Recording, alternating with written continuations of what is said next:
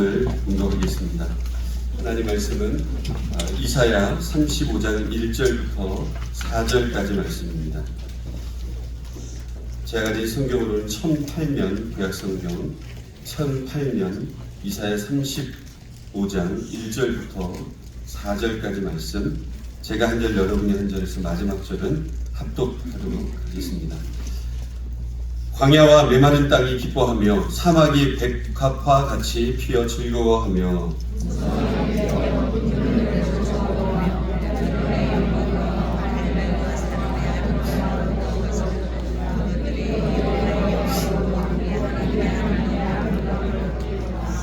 너희는 약한 손을 강하게 하며 떨리는 무릎을 굳게 하며 겁내는 자들에게 이르기를 굳세어라 두려워하지 말라. 보라, 너희 하나님이 오사 보복하시며 갚아주실 것이라. 하나님이 오사 너희를 구하시리라.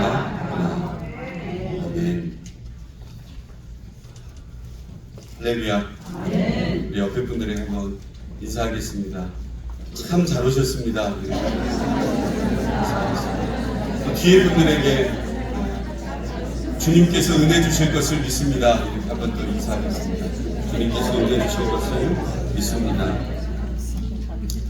우리 강사님은 제가 미국에 오기 전에 제가 사역했던 그 등촌제일교회, 제가 칼럼을 썼어요. 여러분들에게. 우리 등촌제일교회 사역을 제가 감당할 때 함께 동역했던 우리 김정규 목사님이라고 계세요. 그 목사님의 친구 목사님이신데요. 제가 한 번 뵀습니다. 그 등촌제일교회에서 이제 투싼 사과나무교회로 이제 오기로 결정이 되어지고, 목사님이 또 미국이 어떤가, 또 미국 목회가 어떤지 또 함께 또 말씀을 나누어 주셨고, 제가 참 감사했던 것은 그때 만났을 때 목사님께서 성도님들에게 꼭 칼럼을 썼으면 좋겠다 이런 얘기를 하셨어요. 그래서 제가 그때부터 지금까지 칼럼을 쓰고 있습니다. 정말 부족하지만 칼럼을 쓰고 있어요. 그래서 하나님의 말씀을 또 나누게 되어지고, 또 하나님의 마음을 나누게 되어지고, 그래서 참 귀한 목사님이신데, 저희가 지금 4월달 아닙니까? 7월달 돼야 뜨거운 맛을 좀 보실 텐데 4월달에 오셔서 너무 좋은 일기 속에 목사님 오셔서, 아직 시카고 한미 장로교회에서 목사님 오셨거든요. 그래서 단위원들과 모든 또 성도님들이 또 이렇게 보내주시고 함께 또 목사님 오셔서 말씀을 증거해 주시는데, 추운 곳에서 오셨어요. 그래서 따뜻한 사랑의 박수로 우리가 격려의 박수 있잖아요. 하나님께 모든 영광을 올려드리지만 우리 박수로 환영하도록 하겠습니다.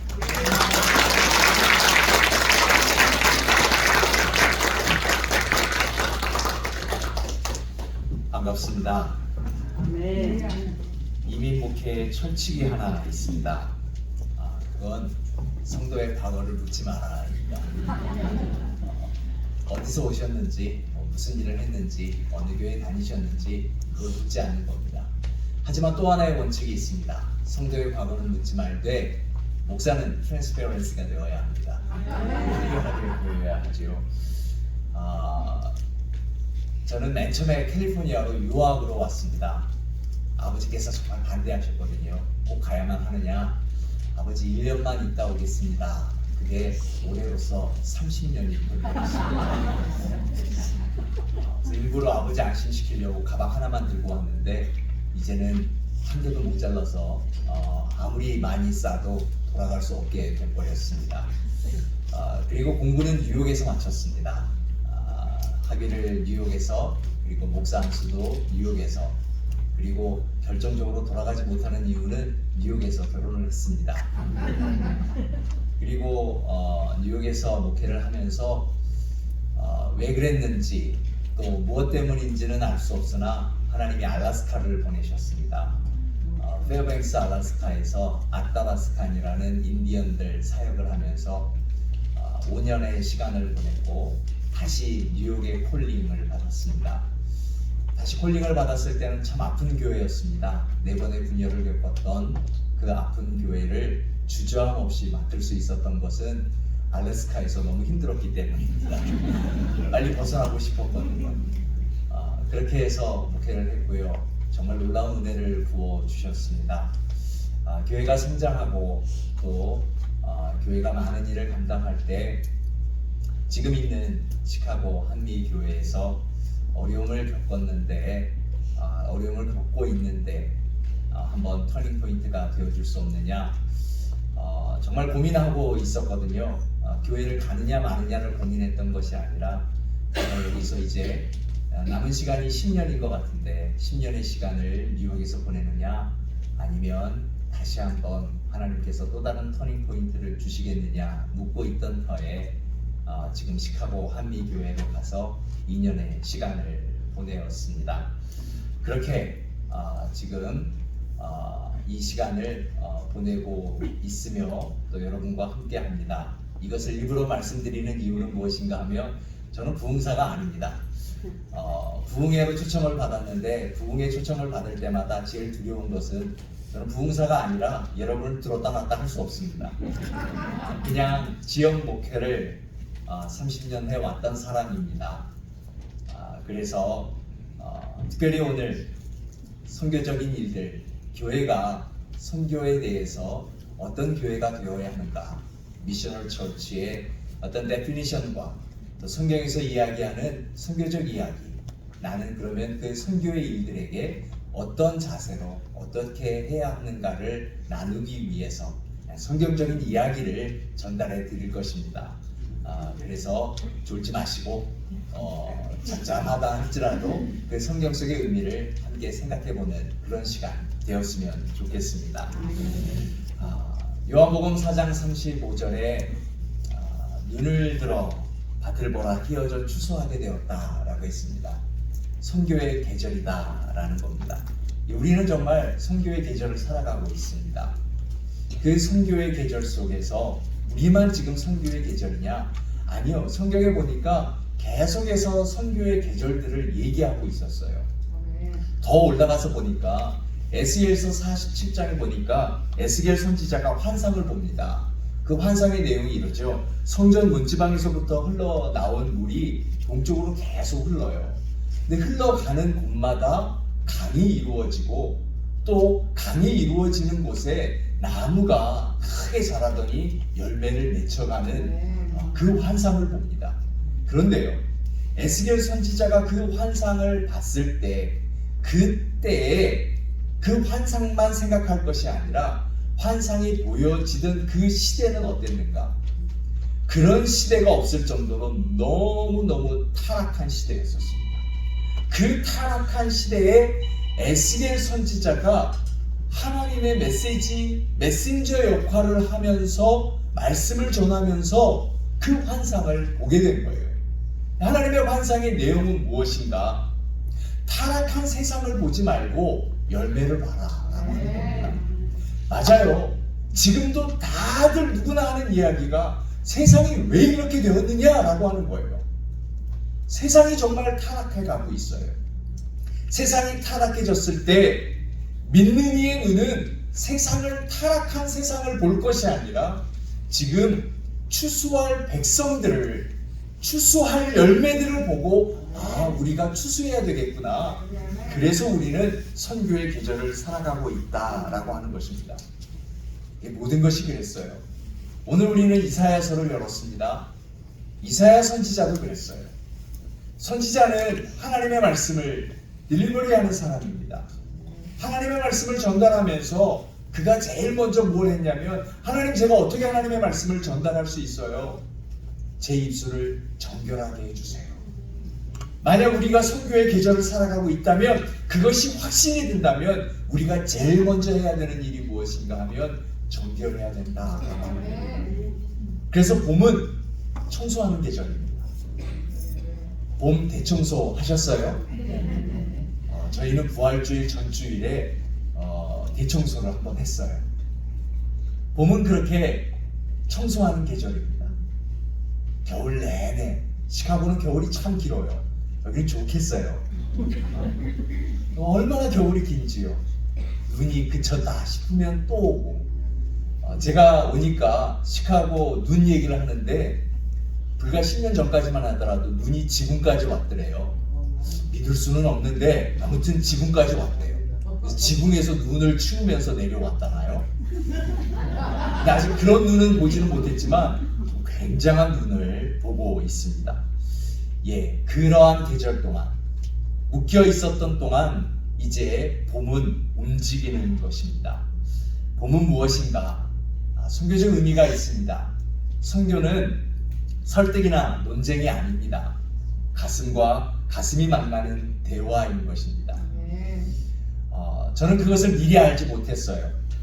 아타바스칸과 알라스카에서 원주민들이에요. 사실 원주민은 우리가 원주민이라고 얘기하지만 그대로 원주민이라고 불리는 것을 굉장히 싫어합니다.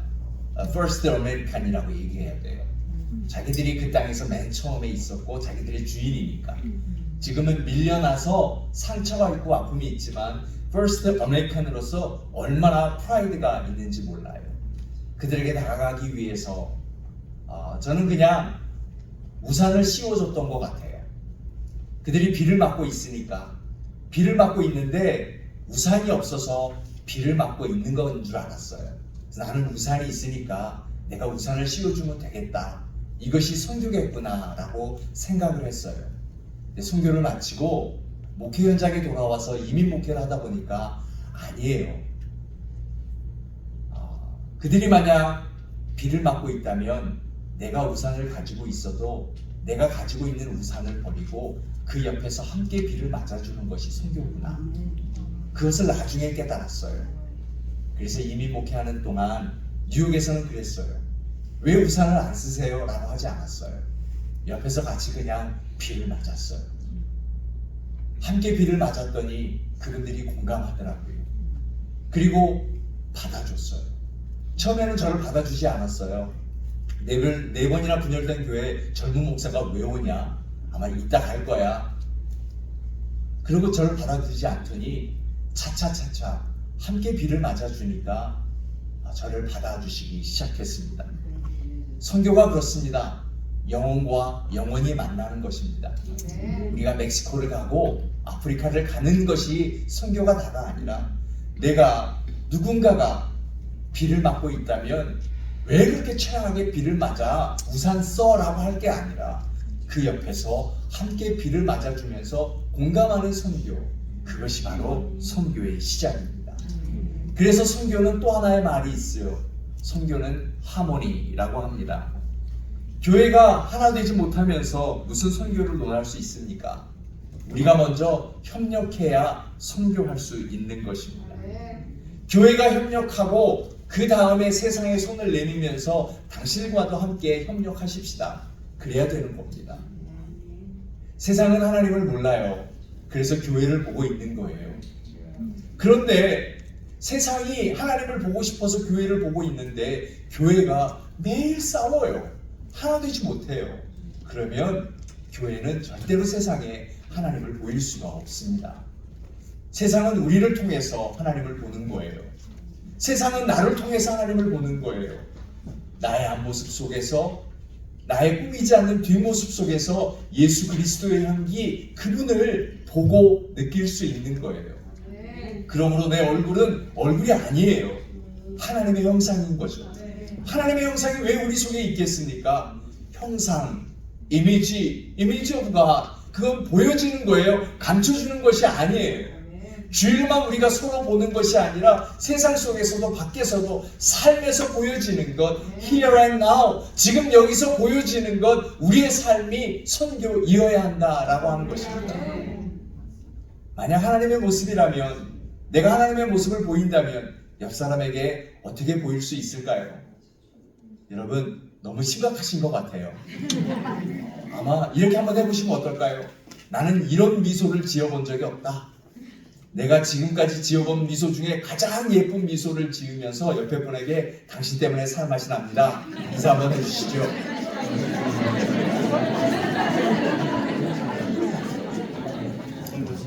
그럴 수 있는 것이 사랑입니다. 교회가 어떻게 세상에 하나님을 보일 수 있어요? 교회가 함께한다, 교회가 하모니가 된다 라고 하는 것은 교회만이 할 수 있는 힘이 있는데 그것이 바로 사랑이에요. 여러분, 사랑을 어떻게 해석을 하세요?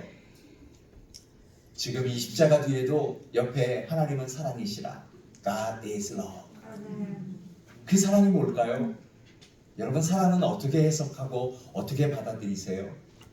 성경에서 사랑을 이야기했을 때 아가파오라고 하는 것은 우리말로 직역하자면 내가 당신에게 만족함을 주겠습니다. 당신을 배부르게 하겠습니다. 라는 거예요. 그런데 나만 먹고 있다면, 내가 먹는 것을 남에게 주지 않는다면 사랑하지 않는 거예요. 교회가 이 욕심에 가득 찼더라고요. 나만 먹을래. 다른 교회 주지 않을래. 나만 먹을래. 이웃 주지 않을래. 나만 먹으려고요. 그래서 우리 헌금하면서 이렇게 기도하지요. 하나님, 제가 이만큼 헌금 드리는데요, 축복 이만큼 주세요. 또 우리 어머니들은 헌신적이어서 하나님, 나 축복 안 해주셔도 좋은데요, 내 자식은 갑절로 축복해 주세요. 조금 이기적인 것 같지 않으세요? 근데 하나님 그 기도 들으셨어요. 우리 한인교회 얼마나 축복해 주셨는지, 우리 한국을 얼마나 축복해 주셨는지, 그리고 우리 이민자들을 얼마나 축복해 주셨는지. 하지만 이제 좀 깊어져야 되지 않겠습니까? 사랑의 깊음, 사랑의 넓음, 사랑의 높음. 나만 먹지 말자고요. 나누어 주자고요. 상대방을 배부르게 하는 것, 상대방을 만족하게 하는 것. 난 당신 때문에 참 만족해. 너무 좋아. 너무 기뻐. 당신 때문에 살맛이 나. 이것이 우리가 베풀 수 있는 선교요, 사랑이다라고 하는 겁니다. 제자들이 어떻게 주의 일을 할까요? 너희가 서로 사랑해라. 그러면 세상은 너희가 내 제자인 줄 알 것이다. 사랑을 하면서 주님을 닮아갈 수 있는 거예요. 사랑은 바로 주님의 마음이니까, 주님의 마음을 품어야 우리가 주님을 닮아갈 수 있는 거잖아요. 너희 안에 이 마음을 품으라. 그리스도의 마음이다 라고 했어요. 나는 어떤 마음을 품고 있죠? 나는 어떤 생각을 가지고 교회를 다니고 있죠? 나는 어떤 생각을 가지고 선교를 하고 있죠? 이것이 바로 우리가 품어야 될 마음인데, 그리스도의 마음, 주님께서 언제 어떻게 말씀하셨는가 하면 그분은 이미 십자가를 품고 있으면서 나의 마음을 품으라 라고 하셨던 거예요. 우리가 품어야 할 마음은 십자가예요. 십자가는 참 부담되는 거예요. 십자가는 참 어려운 거예요. 한 교회 집사님이요, 참 신실하신 분인데 번아웃 됐어요. 오랫동안 그 사역을 하다가 너무 번아웃 됐어요. 그래서 계속 고민하고 있었어요. 어떻게 하면 이 십자가를 내려놓을까? 한 해 한 해 버티다가 도저히 다음 해까지 그 일을 할 수 없어서 차라리 이 교회를 떠날까? 그렇게까지 고민했대요. 뉴욕에서 섬겼던 저희 교회 이야기예요. 그런데 그 집사님이 어느 날 꿈을 꾸셨대요. 또 얼마나 그게 힘들었는지 십자가 지고 걸어가는 꿈이었어요. 십자가가 너무 무거워서 허리를 구부리면서 지나가고 있는데, 마침 지나가는 길에 어마어마한 십자가들이 있더래요. 얼마나 많은 십자가가 있는지 마치 십자가를 쇼핑하듯이 너무 많이 있었어요. 그래서 하나님, 이 십자가 다 뭐예요? 하나님의 음성이 들렸는데요, 너 네 십자가 싫어한다고 했잖아. 여기서 하나 올라가봐. 그래요? 그런데 마침 장미로 된 십자가가 있더래요. 나 꽃 좋아하는데 향기도 좋고 가벼울 것 같아서. 그래요? 그러면 이거 지고 갈게요. 십자가를 내려놓고 장미 십자가를 지고 가려는데 장미에는 뭐가 있어요? 어쩌고 이렇게 잘 아세요? 이 가시가 찔러서 도저히 걸음을 움직일 수가 없어요.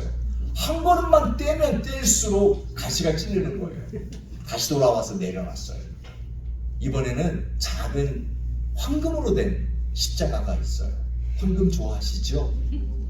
그래서 그 십자가를 지고 옮겨가려는데, 아니 그렇게 좋아 보이고 작아 보이던 황금이 어찌나 무거운지 도무지 질 수 없을 정도로 움직이지가 않는 거예요. 거기 있는 모든 십자가 다 접었대요. 안 돼요, 안 돼요. 그래서 그냥 자기 십자가 지고 가는데, 그때 또 하나님의 음성이 들리더래요. 너 십자가 무겁다며 왜 다시 지니? 하나님, 제 십자가가 제일 가벼운 거 잊지 않았어. 그 꿈 얘기를 저에게 들려주시면서 목사님 미안해요. 제가 그 마음 품었어요. 펑펑 우시면서 안 그럴게요. 이제 안 그럴게요. 십자가 부담이었는데 이제 안 그럴게요. 그리고 사용할게요 라고 하시더라고요. 십자가가 축복입니다. 그 이상의 축복은 없습니다. 사랑하는 사과나무 성도 여러분, 그 십자가가 어떤 것이든 여러분에게 부담이 안 되고, 아니요, 부담이 축복이에요. 그 십자가를 지실 수 있는 선교의 시작 되실 수 있기를 주님의 이름으로 축원드립니다. 예, 그 계절이 바로 봄입니다. 왜 봄, 여름, 가을, 겨울이라 했는가? 사계절을 지나야 열매를 맺기 때문에 그렇습니다. 신앙생활에서 정말 중요한 건 열매인 것 같아요. 여러분은 몇 년 신앙생활 하셨어요? 여러분에게는 어떤 열매가 있으세요? 열매가 있으려면 반드시 사계절이 다 있어야 합니다. 그 계절에는 계절에 바뀌면서 옷이 바뀌는 거죠. 모르겠어요. 투사는 계속 여름 옷만 입는지. 제가 있었던 뉴욕과 시카고, 알래스카도 그래요. 겨울만 입는 건 아니에요. 계절이 바뀔 때마다 옷을 갈아입습니다. 그것은 깊이 생각해 봤어요. 계절이 바뀔 때마다 왜 옷을 입을까? 예, 우리의 영적인 변화가 있어야 된다라고 생각해 봤습니다. 겨울에만 드는 생각이 있어요. 겨울은 정말 안 끝날 것 같아요. 시카고의 겨울 정말 길어요. 무려 7개월, 8개월이에요. 저는 한 번도 경험해보지 못했는데, 물론 2년밖에 되지 않았지만 어르신들이 그러더라고요. 5월에도 눈이 온 적이 많다고. 이제 봄인가? 하면 다시 겨울로 가는 것 같고요. 얼마 전에도 또 눈이 오고요. 겨울은 끝날 것 같지 않은데 그런데 그렇지 않아요. 땅이 갈라지면서 여지없이 새순이 나오고 봄이 그렇게 오는 겁니다. 봄에 우리는 어떤 마음을 가져야 하는가? 오늘 이사야 35장 1절에 보니까 광야와 메마른 땅이 기뻐한다 라고 했어요. 메마른 땅이 기뻐한다. 메마름은 기뻐함과 전혀 어울리지 않거든요. 그런데 메말라도 기뻐한다. 바로 나의 계절이 어디인가 라고 하는 겁니다.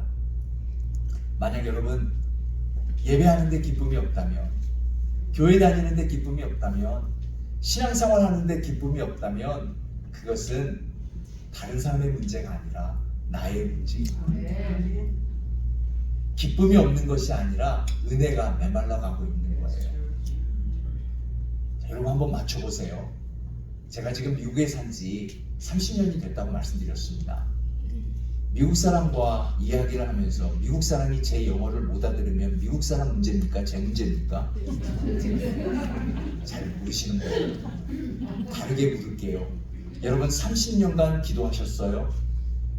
그런데 주님의 뜻을 알지 못하면 주님의 문제입니까? 내 문제입니까?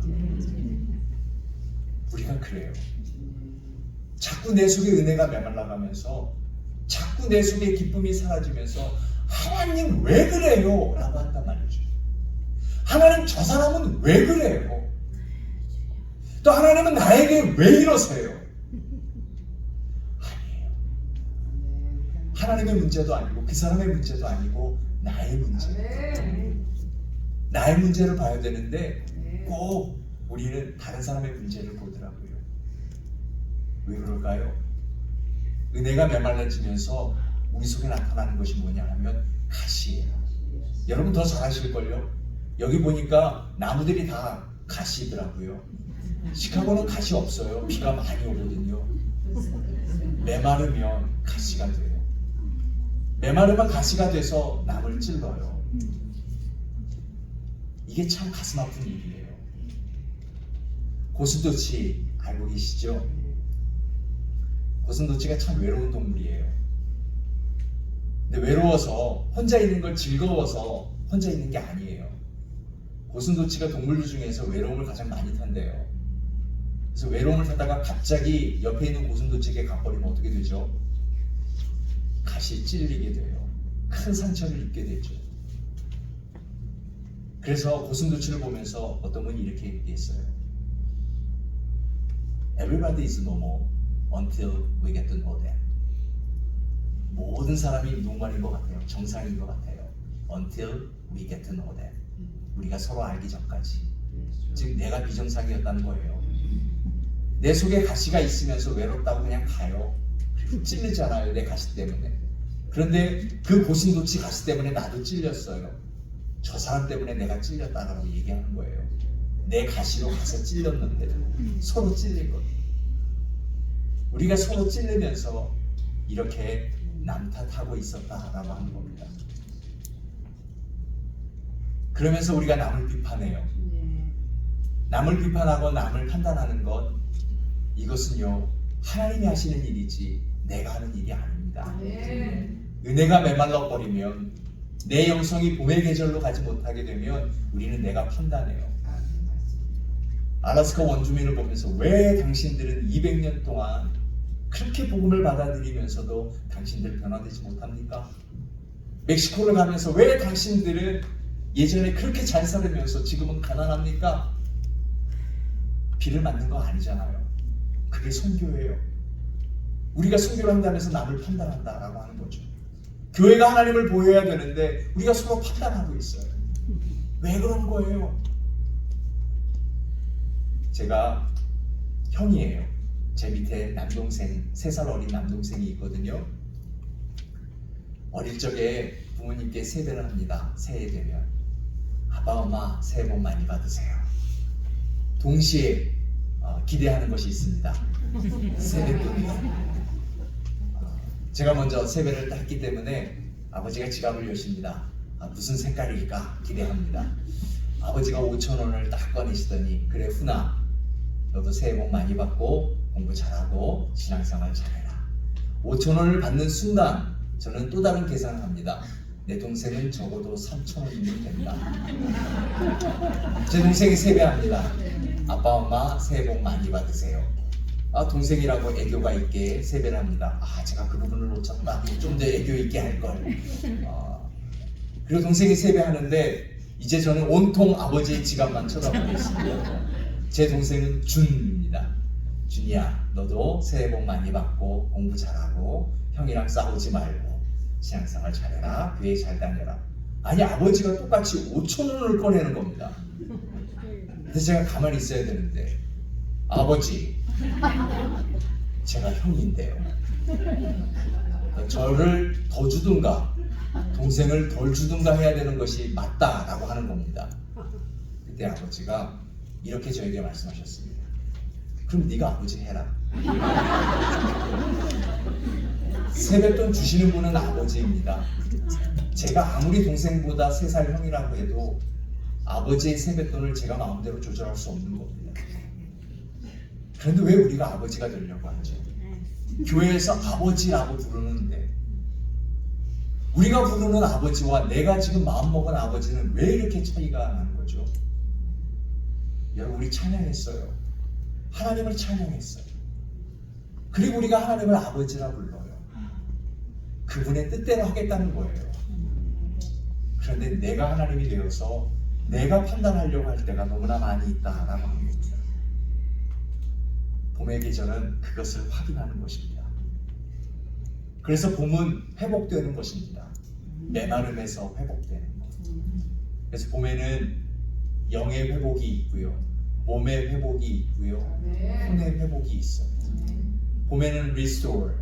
그래서 봄에 부활이 있는 것, resurrection. 그 원어는 restore, 회복해서 오는 것이죠. 그래서 봄은 회복되는 계절입니다. 마음이 회복되어야 하는 거예요. 상처가 회복되어야 하는 거예요. 사랑하는 여러분, 여러분의 상처가 어떤 것이든 간에 이 부흥의 시간에 회복되시기를 바랍니다. 상처가 회복되는 것은 말씀이에요. 말씀은 치유의 능력이 있습니다. 성경은 2가지 기능을 가지고 있어요. 성경은 prescription과 description. description은 묘사하는 거잖아요. 예, 바로 하나님은 이러이러하십니다. 그리고 하나님의 뜻은 이렇습니다. 하나님은 사랑이라 디스크립션 하는 거예요. 하지만 또 하나님의 말씀은 프리스크립션이에요. 내가 아파서 병원에 가면 처방전을 써주듯이 하나님의 말씀으로 내가 회복되는 거예요. 나의 아픔이 무엇이든 간에 회복되어야 하는 거예요. 회복되지 않고 열매를 맺힐 수는 없는 거예요. 저에게는 크나큰 아픔이 있었어요. 어쩌면 그 아픔 때문에 뉴욕을 떠나 시카고를 갔는지도 모르겠어요. 목회하는 제가 담당하고 있는 한 교우가 스스로 목숨을 끊었어요. 나중에 돌아보니까 분명히 사인이 있었어요. 도와주세요.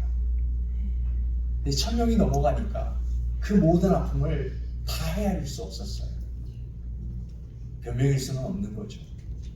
나중에 교우가 스스로 목숨을 끊었다. 얼마나 마음이 아프길래, 얼마나 힘들기에. 그 안에는 미국에 와서 사기당한 것, 또 살기 힘들었던 것, 언다큐멘트로 미국의 삶을 살아간다는 것, 지치고 힘든 일들, 남자가 대도시에서 지치면서 살아간다는 것, 견디기 힘든 것, 그것을 좀 더 돌아보지 못했던 것 같아요. 그것이 유가족에게도 상처가 됐지만 목회하는 저에게도 상처가 됐어요. 그래서 좀 더 살펴봐야 되겠다. 그래서 제가 시카고로 옮기면서는 다운사이징, 좀 더 작은 교회를 찾았던 것이죠. 성도와 좀 더 가깝게 지내기 위해서, 좀 더 알아보기 위해서. 마음의 회복. 우리는 이제 서로를 상처 주는 것을 끝나고 서로 위로해야 되는 것입니다. 성경을 위로하는 거예요. Here and now. 우리가 살아남은 공동체다라고 하는 것은 여기서 여름에 한 번 선교하는 것이 아니라 우리가 함께 내 옆 사람을 위로해 주는 것, 격려해 주는 것, 이것이 선교의 시작입니다. 근데 내 마음이 아프면은요, 그 말이 와닿지가 않아요. 이사야에서도 이러잖아요. 무성하게 피운 기쁜 노래로 즐거워한다 라고 했는데 3절에 너희는 약한 손을 강하게 하며, 우리가 지금 약하거든요. 약한 손을 강하게 해라. 내 마음이 메마르면은요, 그 말도 곱게 들리지 않아요. 그래, 너는 약한데 강할 수 있냐? 그런데 하나님이 갚아주신대잖아요. 하나님이 도와주신대잖아요. 그렇게 위로한다 하니까 하나님이 갚아주신다라고 하는 것은 기도예요. 지금 이사야 선지자는 이 아프고 힘든 백성들을 위해서 중보기도 하는 거예요. 여러분, 교회는 중보기도가 있어야 돼요. Intercession prayer. 끊임없이 가족을 위해서, 이웃을 위해서 기도해 주어야 하는 거예요. 나의 간구보다 더 앞서야 하는 거예요. 더 많아야 하는 거예요. 여러분의 아픔이 얼마나 큰지, 얼마나 깊은지, 얼마나 힘든지 이해는 합니다. 하지만 여러분, 우리는 나의 아픔보다 이웃의 아픔을 먼저 기도해야 하는 거예요. 그러면 하나님은 나의 아픔도 치유해 주실 줄 믿습니다. 곳곳에 상처가 있어요. 알래스카에 보니까 알래스카에도 상처가 있어요. 뉴욕에 오니까 뉴욕에도 상처가 있어요. 시카고 가니 시카고에도 상처가 있어요. 투사는 오늘 처음 와서 잘 모르겠어요.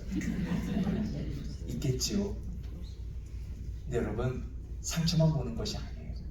우리는 은혜를 보고 그 상처를 치유해 주어야 해요.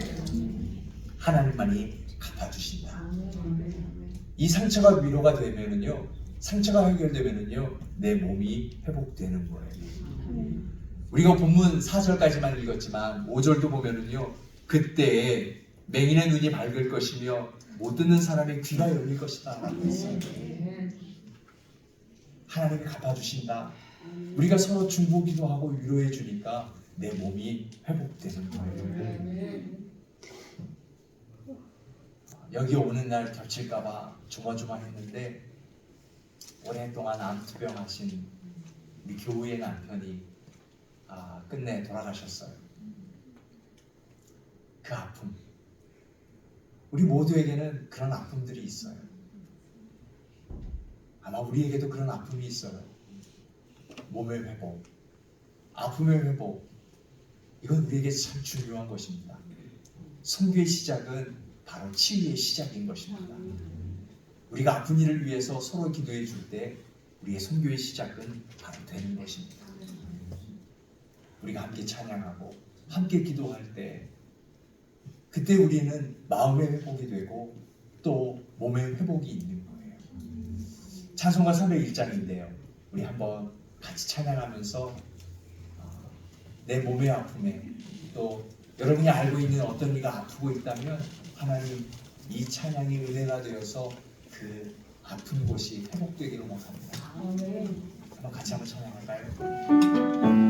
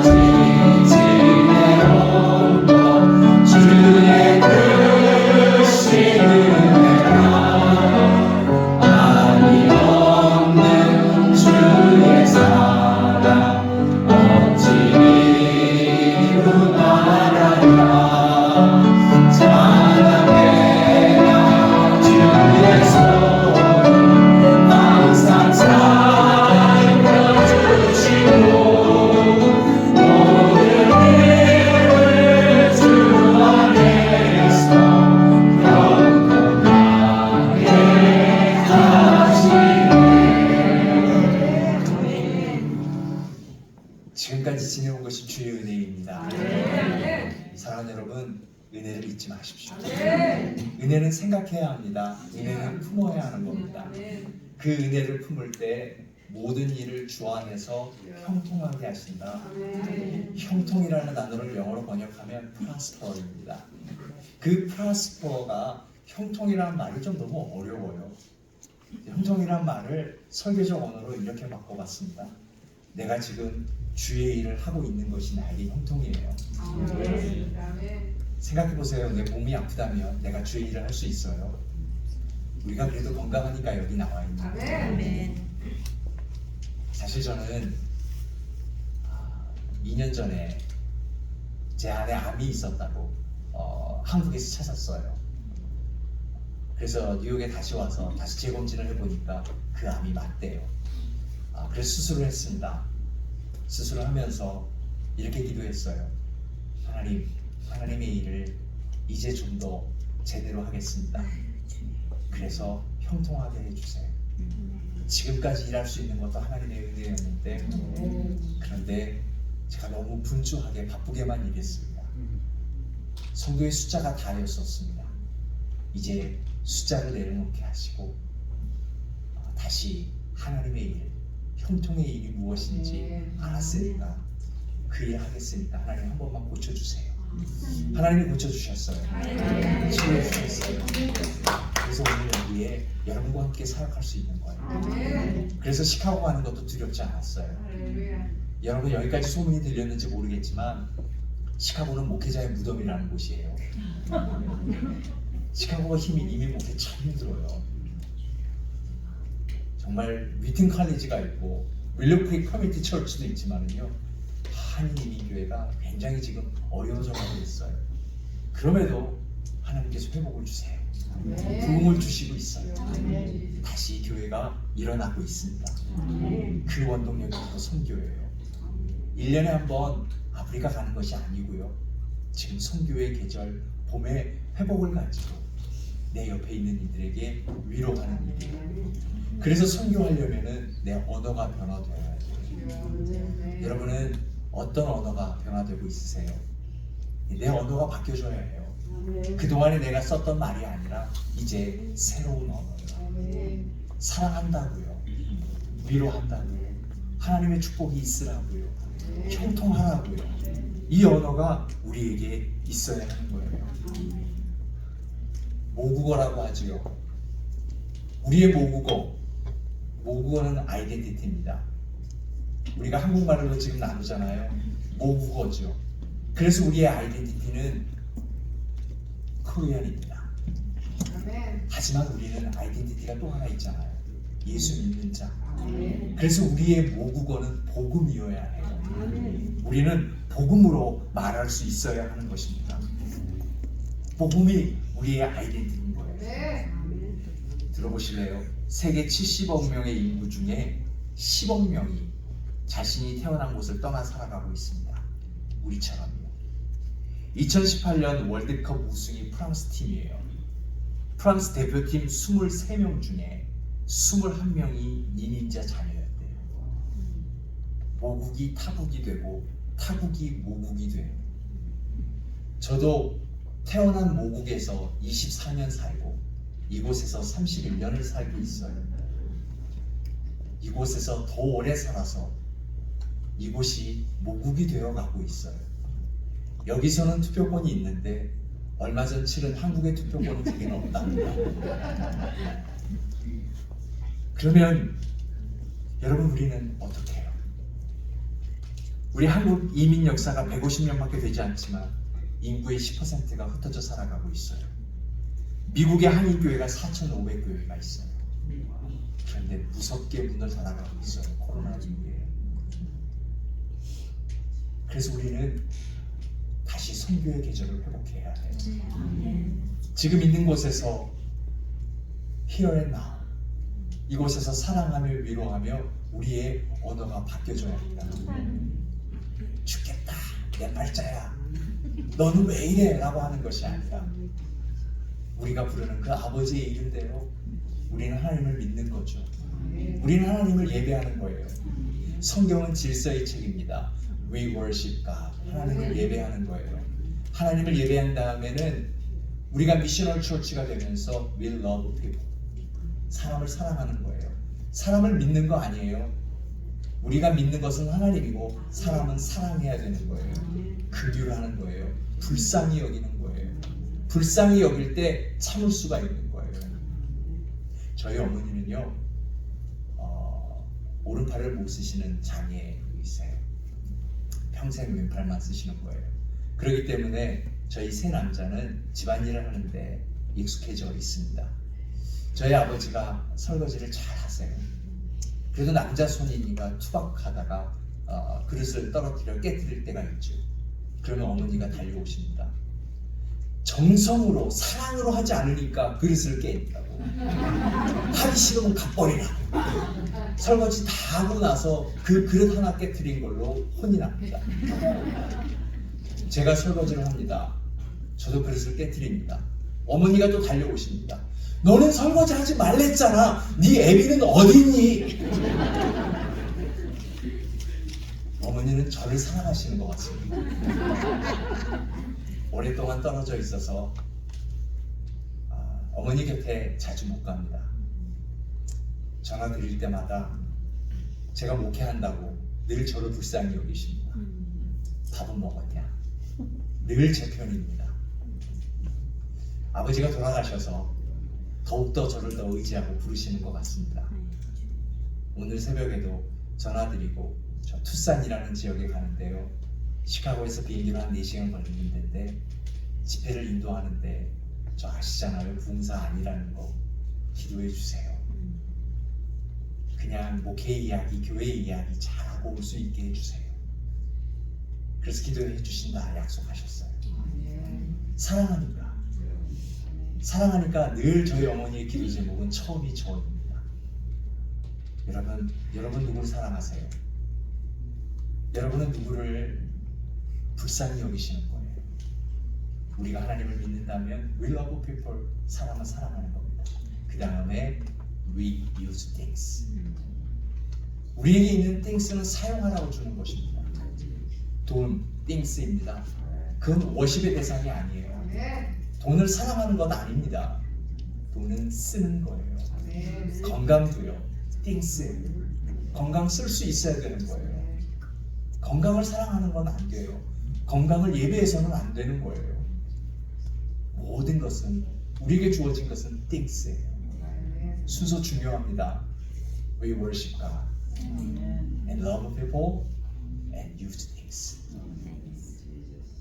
이 순서 바뀌지 않았으면 좋겠습니다.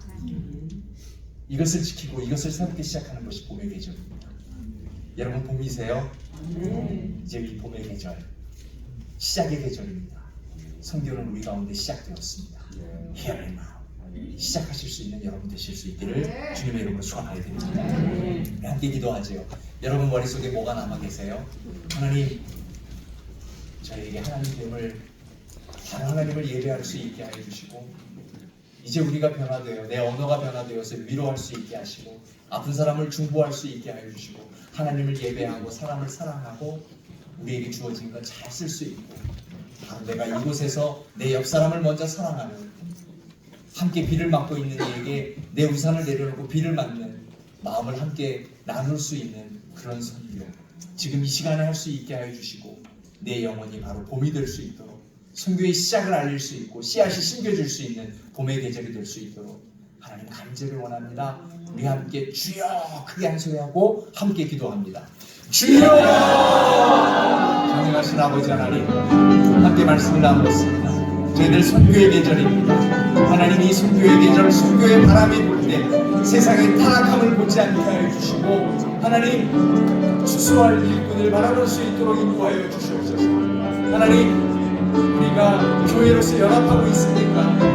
하나님, 아픈 이들에게 공감할 수 있습니까? 그렇게 함께 나아갈 수 있는 저희들 되게 하여 주시옵소서. 하나님, 아픈 이를 위로할 수 있게 하여 주시고, 상처받는 이를 위로할 수 있게 하여 주시고, 사람을 판단하지 않게 하여 주시고, 교회가 하나님께 나아갈 수 있는 우리 모두 될 수 있도록 인도하여 주시옵소서. 하나님, 우리가 떠나서 이곳에서 살아가고 있습니다. 하나님, 이곳에서 우리가 생활하는 한 교회를 섬기고 있습니다. 서로 사랑할 수 있게 하시고, 서로 섬길 수 있게 하여 주시고, 진심으로 하나님의 말씀을 나눌 때 우리 안에 놀라운 역사가 일어날 수 있게 하여 주옵소서. 저희들에게 봄이 시작되었습니다. 하나님의 말씀을 심고 하나님의 말씀으로 기도하며 하나님의 말씀으로 나눌 수 있는 선교의 시작이 되는, 선교의 계절을 살아가는 사랑하고 교회되게 하여 주옵소서.